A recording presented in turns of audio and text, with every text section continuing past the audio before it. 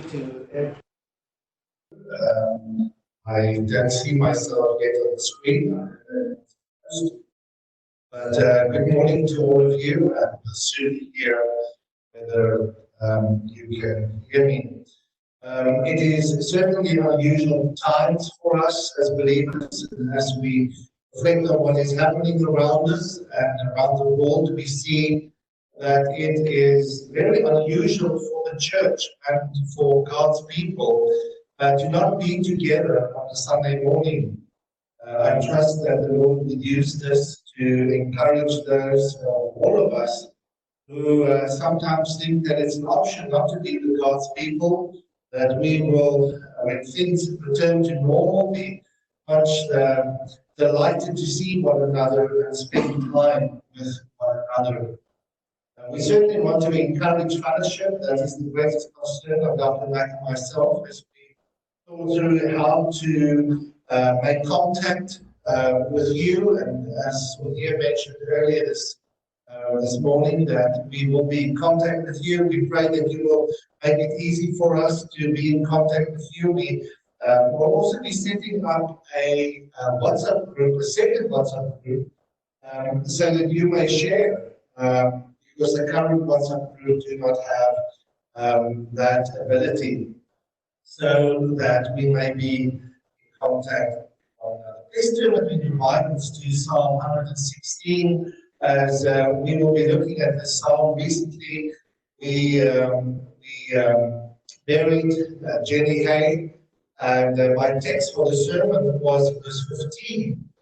And that was also the original theme of the sermon this morning, but I will be looking at the first half of this psalm, because I realized that there is a lot of practical application for us for a time like this.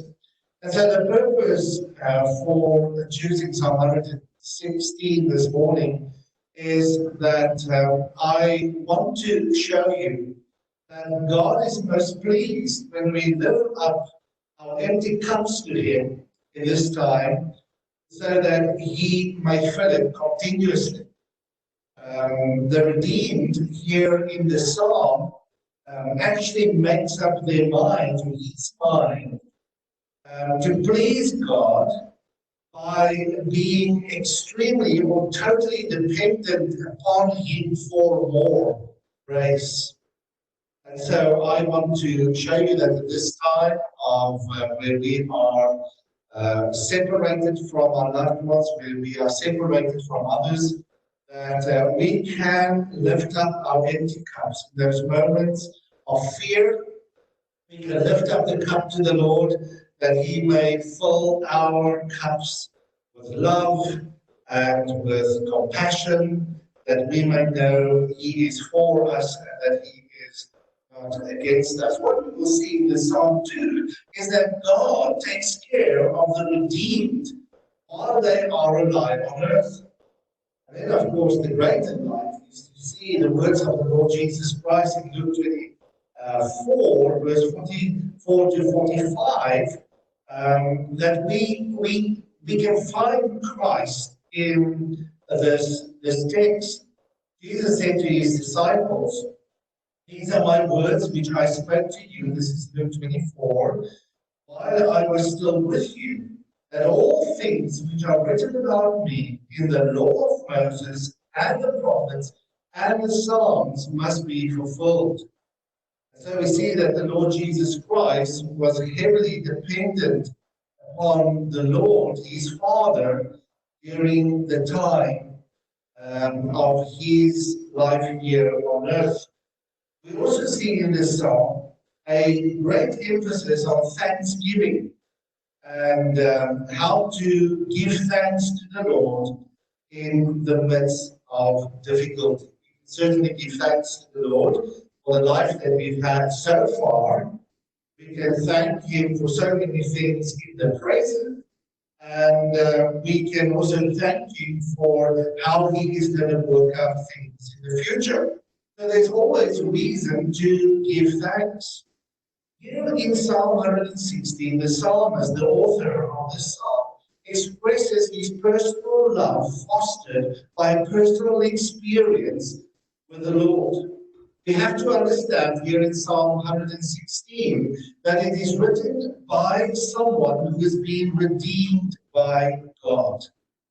And here in the psalm we read, and this is a great comfort for us at this time, about the benefits of the redeemed. Let us read together as we want to understand what the Lord has for us this morning.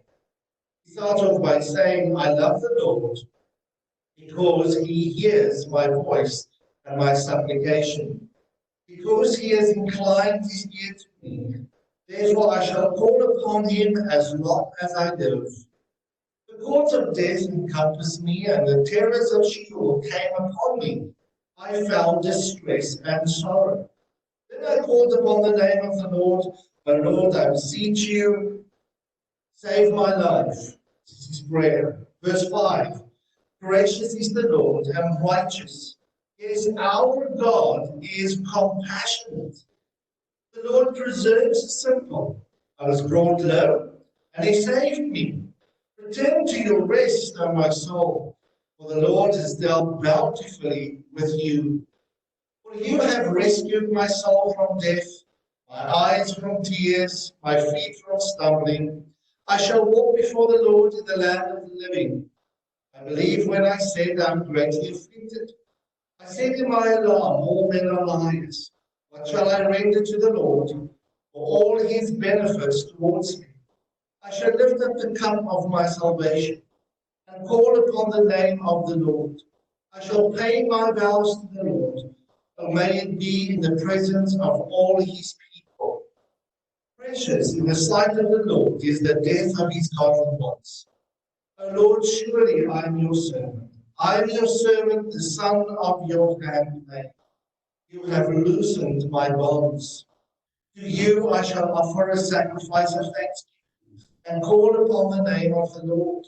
I shall pay my vows to the Lord. Oh, may it be in the presence of all his people, in the courts of the Lord's house, in the midst of you, O Jerusalem. Praise the Lord. Here we see the incredible benefits of being redeemed. What does it mean to be redeemed? When we come to the New Testament, we understand that being redeemed means purchased with blood. If we think about Israel and while they were imprisoned in Egypt, we remember the blood on the doorpost and how the angel of death passed past it. And then, of course, the highlight of that covenant God made with his people was to actually introduce him, and he communicated to his people through angels at Sinai as he gave the law. Now, this is important for us to understand because he was certainly a person that understood this covenant that wrote Psalm 116. In Galatians 3 verse 19, we see the inferiority of this covenant as to the one that we have been introduced to. It says in Galatians 3 verse 19, why the law then, it was added because of transgressions, having been ordained through angels by the agency of a mediator. So angels gave the law to Moses, he was the mediator, until the seed would come to whom the promise had been made. Of course, that seed there speaks singularly of the person that would come to fulfill the covenant that was made between God and him on our behalf, so that we may be redeemed. And so as we talk about, and if we believers think about this covenant, we do say that God has redeemed us with his blood, which means that we have a greater insight into the plan that God had for his people. We too are recipients of his redemption. We too are bought out of the slavery to sin by the blood of Christ. Now, I say that this covenant, this new covenant, is superior to the first because of the following reasons. Jesus didn't send angels to communicate this covenant to us. Yes, the angels announced his appearance, but Jesus himself came. The second person of the Trinity came to accomplish what was promised and foreshadowed by the Lord. And the Psalms that he would come. Jesus is the one that gives meaning to this new covenant, that saves us out of the bondage of sin by his blood. The blood of the Lord Jesus Christ. Didn't send angels. He comes himself. He comes himself to oversee this work of redemption. He comes himself in person to oversee the purchase of his people. He comes to oversee the purchase of the people whom the Father has given him, which he says, none of those will be lost. And so we find the Lord Jesus Christ coming, not only overseeing the work, but overseeing its execution. Execution, of course, in this term, that he himself was not only the high priest, taking his blood into the presence of God, but he is also the sacrifice. You might say, what has this got to do with the psalm? Well, if you read about the psalm, you see that in the psalm, especially verse 3, this person and this redeemed person, there's a real person that wrote this, experienced the cords of death. It encompassed him. The terrors of death came upon him. He found distress and sorrow. So in a sense, the psalm is showing us the Lord Jesus Christ, who from his birth during his life, and his trial, in his death, and his burial, and he experienced this difficulty. It was only after his resurrection and his ascension that he could leave his earthly ministry, enter into his heavenly ministry, and there hear our prayers. Look at verse 1. I love the Lord because he hears my voice and my supplication. Why is Jesus hearing our prayers? Why is God hearing our prayers? It's because Jesus took the obstacle away. He removed it by carrying it upon himself. That which separated us from God, which is our sin. Took sin upon us, so that we may become partakers of this grace of God. Look at verse 5. He talks about an experience that this redeemed person has with God. He knows him as gracious. Gracious is the Lord. Righteous is the Lord. Means that he is, everything that happens is done according to his holiness and his purpose, and it's always right. Yes, our God is compassionate.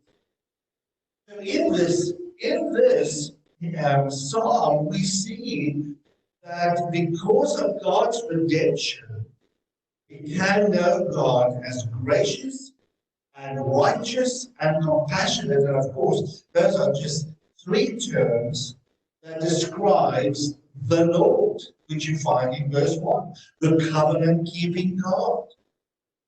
So for you and for me, at this time, in this world, filled with turmoil and trouble, it's not our home, but we have to pass through it. We have to pass through it with all its troubles, with all its temptations, with all its dangers. And as we travel through this world with diseases that we can't even see flying around, threatening our lives and the lives of our loved ones, we have to remember what was previously ours. Previously, we didn't have the name of the Lord, who is gracious and righteous and compassionate, to call upon. We were separated from him, but we were brought close to him. And And so this entire psalm declares the blessedness of the life that God is giving to his people to live in the midst of trouble and in the midst of difficulty. It is certainly a life of blessedness. And perhaps you think that being a Christian, you deserve more. But the greatest thing that we can know as believers is to know God in the midst of our trials. So the Lord wants us to experience his blessings. Interesting, as we look at the psalm and follow with me through the psalms, and then we may be encouraged by God's word. Look what it says in verse 1. God answers when the redeemed prays.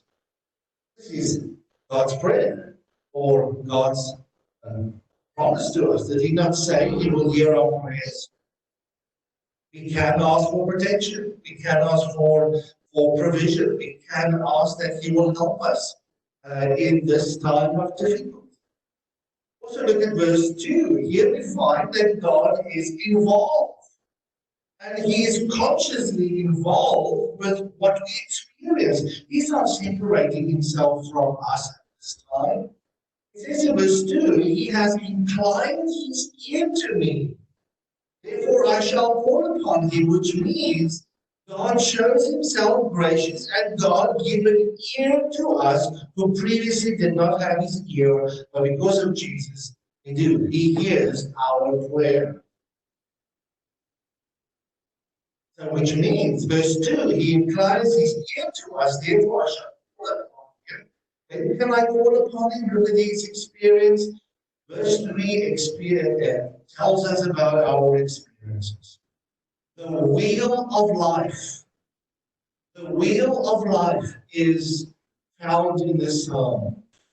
As the wheel turns, there are going to be times of where we look death in the eye.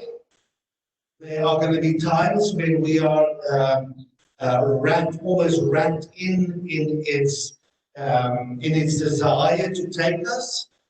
We are going to see the terrors of Sheol, of death, that will come upon us.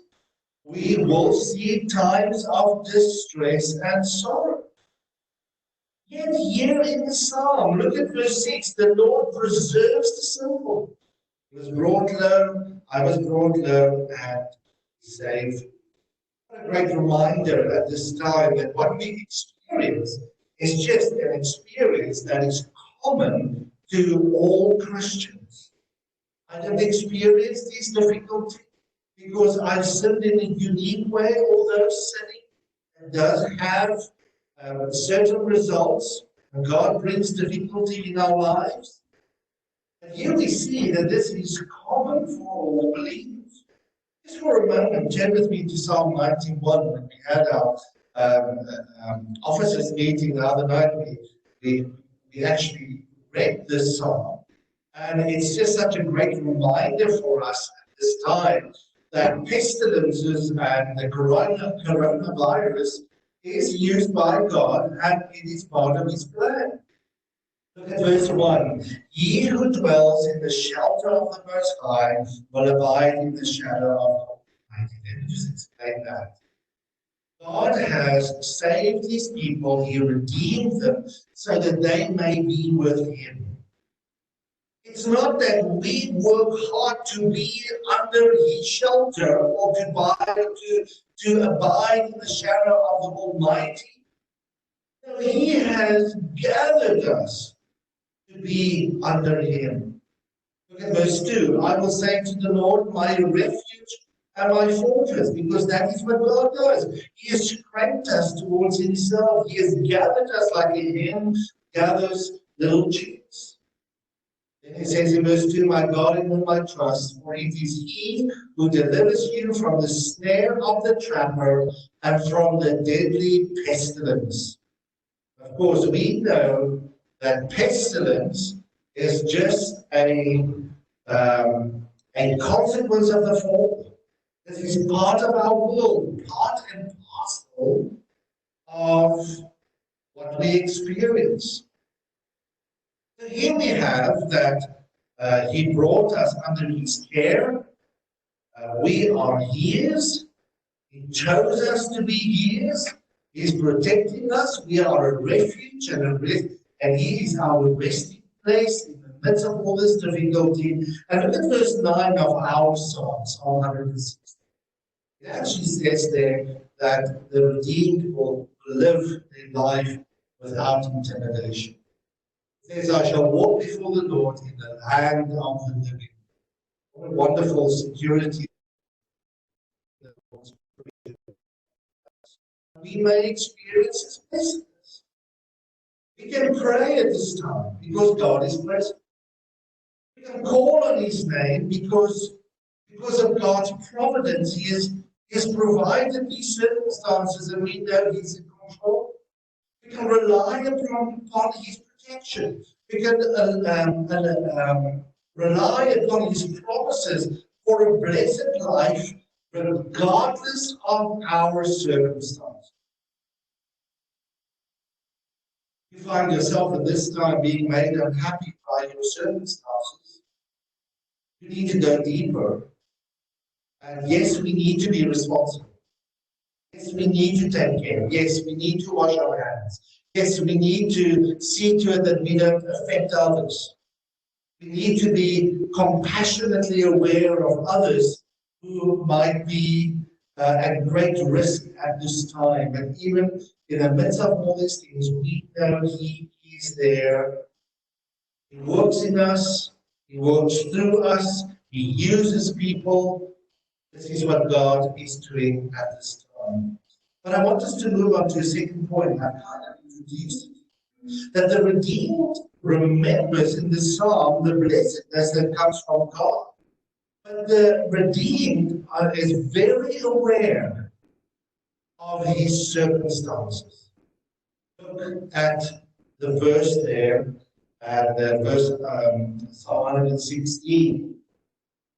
He is talking about his experience. He is in verse 3, he is talking, he is not stoic. He is not removing himself emotionally from the situation. He's not grinding his teeth and baring his teeth and just saying, I just have to get through this. No, he is aware of the dangers. He's aware of death staring him, looking at him, and looking at his loved ones. He knows that the door into death is gaping. He doesn't find himself in distress and sorrow. He is not stoic. He's not stoic. And what I love about this psalm is that it reminds us of what the Lord Jesus Christ said in John chapter 16, verse 33. He says, in this life, you will have difficulty. And it will include health problems. It will include financial difficulty. It will include the attacks of the evil one. It will include the persecution of those who are out to destroy us. Jesus said we will have trouble. And here are some of the steps that we can take to remind ourselves 50% of dealing with our difficulties is having a good theology of suffering. They're not stoic. We can remind ourselves that Jesus said we will have trouble. In Philippians 1 verse 29, Paul writes, for it has been granted to you on behalf of Christ not only to believe in him, but also to suffer for him. James chapter 1 verses 2 tells us, consider it all joy when various trials will come. The word various is speaking into a time like this. It's not just persecution that's going to come, it's going to be various trials. It's going to be various things, including viruses that's around in this world. It is a time to consider, and a time to reflect, And it's time to consider this joy. God is in the business of using the suffering of his people to improve them in their worship. Turn with me to 1 Peter chapter 1, verse 6. Even there, you get the same language. In this you greatly rejoice, even now for a little while. If necessary, you have been distressed by, again, the word various trials. It's not just persecution because you're a Christian. It's just you are part of this fallen world, and part of this fallen world has got experiences that are very unique. Part of them are deadly things flying around, shutting down the whole world. So, what the psalmist does then, Psalm 116, he actually shows us what happens if we do not have a good understanding that we are redeemed by God and a good understanding of the theology. I want you to note in verse 3 how the psalmist actually explains what we should avoid at this time and what we should do at this time. The psalmist's goal in this psalm is not to avoid trouble. He's totally aware of it, but to know God in the midst of the trouble. Look at verse 3. He's talking about the courts of death. He talks about the courts of death that's very close. In fact, it is wrapped around him. And the terrors are shielded. It's almost as if this is carrying him to the door of death. It came upon me. It is like something I can't escape. I felt distress and sorrow. And so the psalmist is experiencing in his mind and in his thinking, he's dealing and facing with his own mortality. He's distressed and he is filled with sorrow. He's not suppressing that. He's not trying to say, I'm above distress and sorrow. No, he is distressed. He's not stoic, as I've said. The psalmist goes a bit further. He doesn't just stay there. I am saying this because if you're over 50, you might experience some of these things at this moment.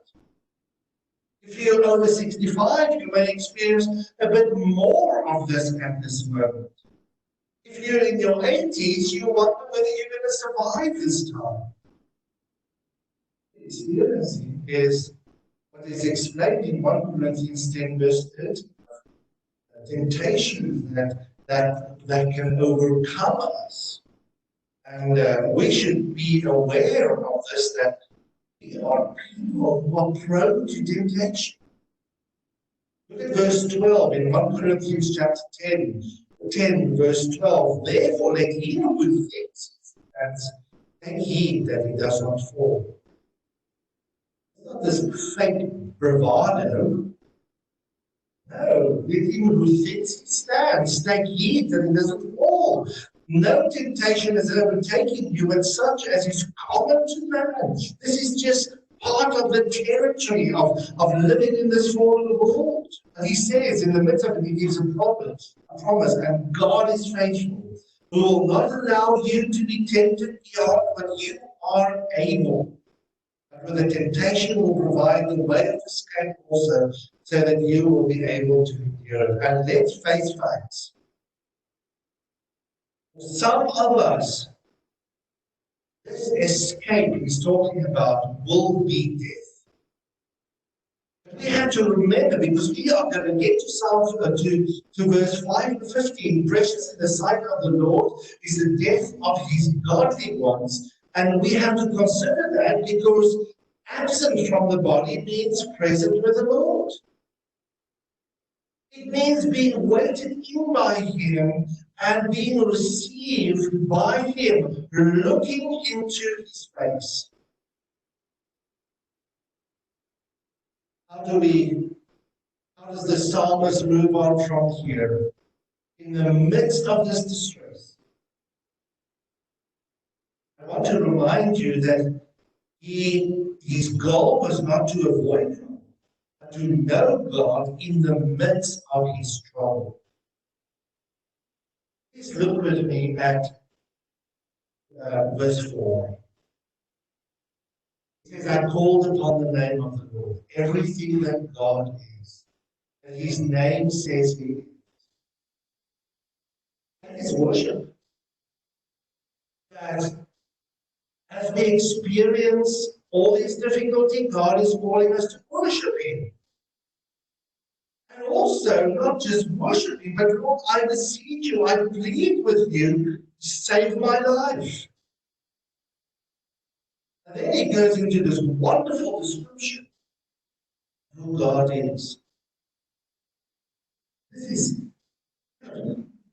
is the core of what we find, and this is the jewels that we find in our distress. He says, the Lord gracious. This phrase, not just the word gracious, but this phrase, the Lord gracious, used over 1,100 times. God wants to communicate to us that he is indeed a God of grace. Just when we look at this, remember the psalmist is not just thinking about the courts of death, he's worshiping God. And this is, he fills his mind with this. And when we talk about grace, there's kind of 3 other attributes that comes to it. One is, when we say God is gracious, we understand that God is filled with mercy. This means God's goodness towards those in misery and distress and difficulty. He is there for us. Yes, it is hard. We can experience distress, but in the distress, don't forget that God's goodness towards me is merciful. You might say that's not the word grace, yes, but it is related to it. God looking upon the pathetic and having mercy on them because they're experiencing misery and distress. He says this God is a God of grace, showing God's goodness to those who only deserve to be punished, because the truth of the matter is that you and I are sinners. As we battle and as we deal with our perplexities, we are sinners, and he's saying God is going to continue to be gracious towards you. It means and implies that he's going to be patient. Wonderful way. And so the psalmist doesn't keep on dwelling just on the negative stuff of death and terror and sorrow. No, he worships. He turns his attention to a gracious Lord. And he is in control. But he also says that he is righteous. This God is also righteous in the midst of our distress, which means that God always acts in accordance with what is right, and is himself the final standard of what is right. Can you imagine for a moment if God was not perfectly righteous, and we were these powerless people as we are, and here he is with unlimited power, yet without righteousness in his character? How horrible the universe would have been. In his distress, he says he is right. Everything he does is excellent. Our existence would have been meaningless if he wasn't righteous. We would have been driven to the most utter despair. Therefore, we can continue to thank the Lord, because the scripture says, for all his ways are just. God of faithfulness and without iniquity, just and right is he. And then he says, he's also a God of compassion. He's a God of compassion. He feels with us. He looks at us. He is stirred as he looks upon his children in distress. These are great reminders. As we might be overcome with distress and sorrow or frustration, however it is going to manifest itself. He's a God of compassion. Joel 2 verse 3 says, now return to the Lord your God, for he is gracious and compassionate, slow to anger, abounding in loving kindness, and relenting of evil. But look with me the following verse. This man in his distress has the right view of God. And that is what we must do, and we are called to do this. Because look at verse 7, return to your rest. If you have the right view of God, return to your rest, O my soul. You don't have to continue to be distressed and sorrow, but yes, you might find yourself there in 10 minutes again, and then you go back to who this God is. Because even in our distress, he has dealt bountifully with you. Look at what he says in verse 8. For you have rescued my soul from death, my eyes from tears, my feet from stumbling. A wonderful opportunity we have that when we have sinned, we are welcome in over grace at the throne of righteousness, at the throne of compassion.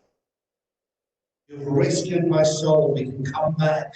And this week, whatever is lying ahead for us, we can continue to come back, come back, come back.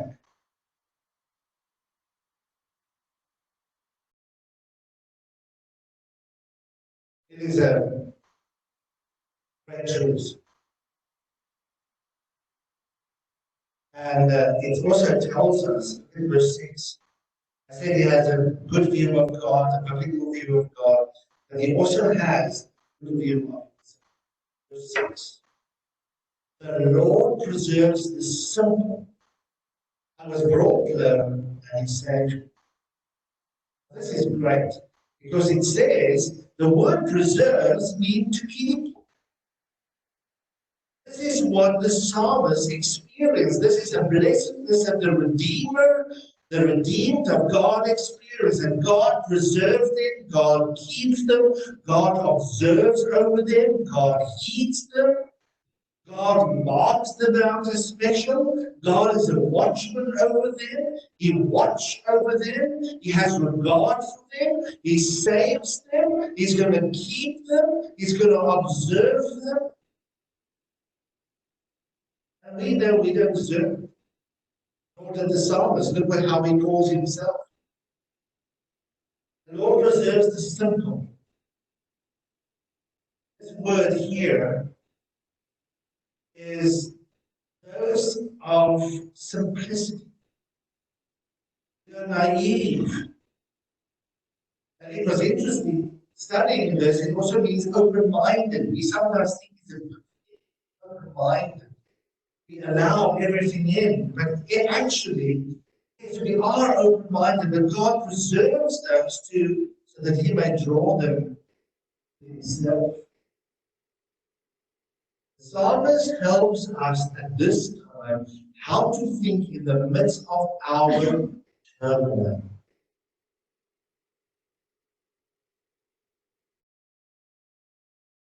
It also helps us to think the time of prosperity as well. We do not have trouble. Do you note here that he doesn't demand things from the Lord? He's honestly reflecting on his character, who God is. He's honestly reflecting about who he is himself.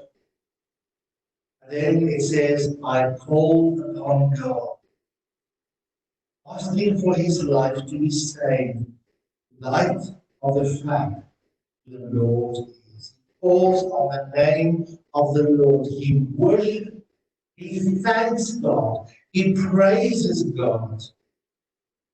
He sought his protection in the midst of difficulty. He sought his guidance.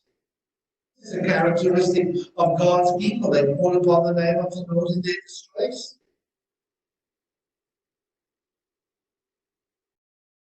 It speaks of familiarity. I call upon the name of the Lord. There's a familiarity. This is a path well worn by this redeemed person. He does this over and over.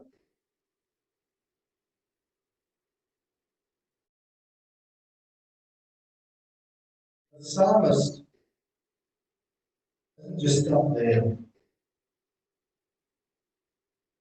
Seeing that in all of this, spoken about death, he started thinking about the Lord. Heart is filled with thankfulness. He was reminding himself that in him we move and have our being.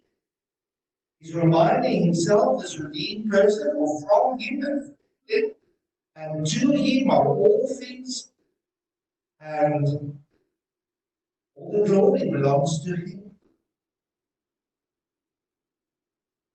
Look at verse 14. What he does. He says, I shall pay my vows to the Lord. So may it be in the presence of him. Now, another translation sounds like this. Why shall I render to the Lord for all his benefits?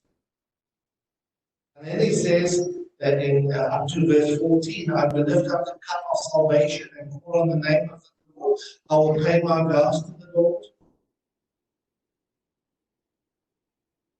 Thanking to God for all his benefits to me should make us nervous, because it sounds as if we need to pay back to God. And what it means here, well, let me just remind you that God doesn't need our payback, because Paul says in Acts 17, verse 25, that God is not served by human hands as though he needed anything. He himself gives to all mankind life and breath.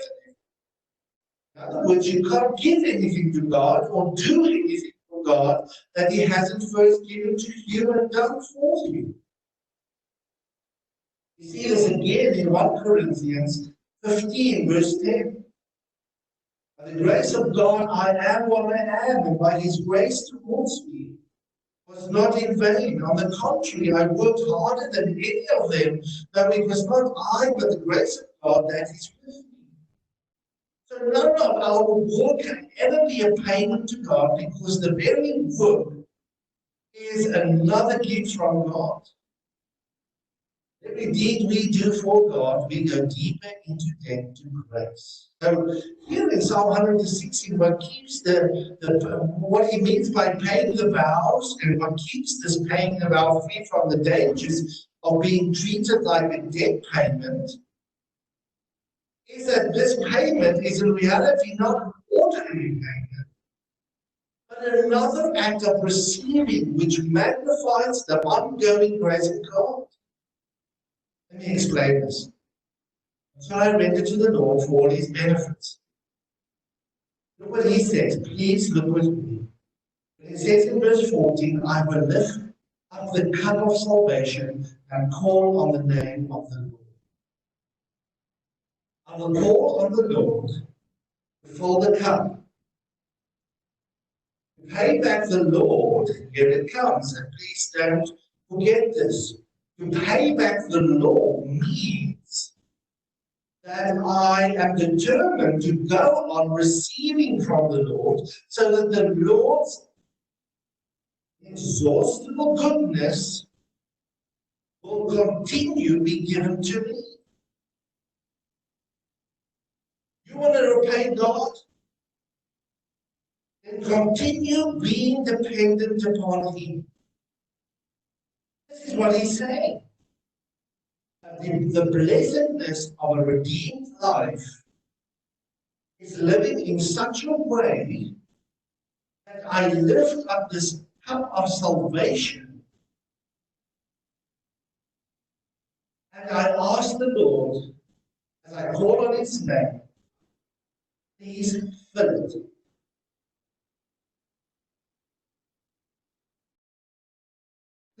fill this cup. Please, let your grace overflow. I need you every hour. I need you every minute. What does he mean by I will pay my vows to the Lord? How will it be paid to the Lord? By holding up the cup of salvation, and by calling on the Lord. Lord, please, you are sufficient. Please fill this cup. We are empty human beings. We do not have the resources within ourselves to continue by ourselves and to rely upon ourselves. If there's going to be any blessedness in this life, in this relationship with God, it's continually holding up our empty cups and saying, please fill it with your presence, with yourselves.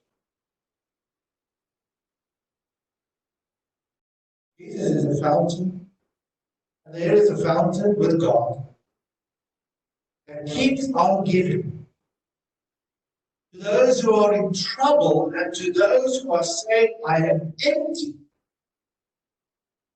That pleases God most. That pleases Him most. The reason we don't have joy in our walk with the Lord is because we do not ask Him to fill it, but that brings the most glory to God. Are you in trouble? Yes, we are. Am I in trouble? Yes, we are. Are we sinners? Yes, we are. Let's hold up the cup and say, Lord, please fill it. That's how we do it. But shall I render verse 12 to the Lord? All His benefits towards me. I shall lift up the cup of salvation and call it on the name of the Lord. I shall pay my vows to the Lord. Oh, may it be in the presence of all His people. See that second part of verse 14? A little island somewhere where I worship God. It's in the presence of all His people.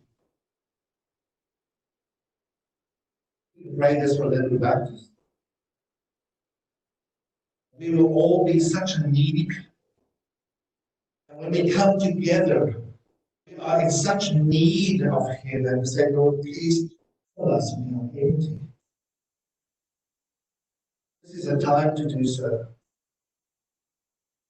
This is a time to do so. Do you remember the promises of the Lord Jesus Christ? And this blessedness is ours because of Him.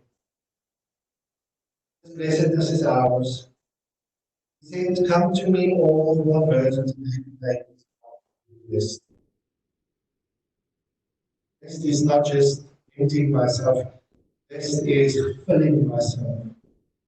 Being filled with who God is and inviting His presence. I need you, Lord. I am empty. Jesus said to us, He will never leave or forsake us. No, He didn't say that. So that you and I may have a life and we never think of how this came about. How did this come? How is it that Jesus wanted to fill our cup? Because there was a time when Jesus was surrounded with the terrors of death. Jesus was surrounded with distress and sorrow. Grave opened its mouth and swallowed him in. Jesus experienced the ultimate trouble, something that the Christian will never experience, because Jesus purchased for us a full cup that we may drink from it and be glad. He was persecuted from birth. He was abandoned by people. His own father forsook him at the cross. He punished his son in our place. Jesus was sinless. Jesus was raised from the grave. He's seated in heaven, where He's handing out blessings. Will you lift the cup this week with me? In our distress and in our trouble, I say, Jesus, please fill us. Please fill us with moments and truths of who you are. In my distress, that I may know you, and I call upon the name of the Lord, and that I may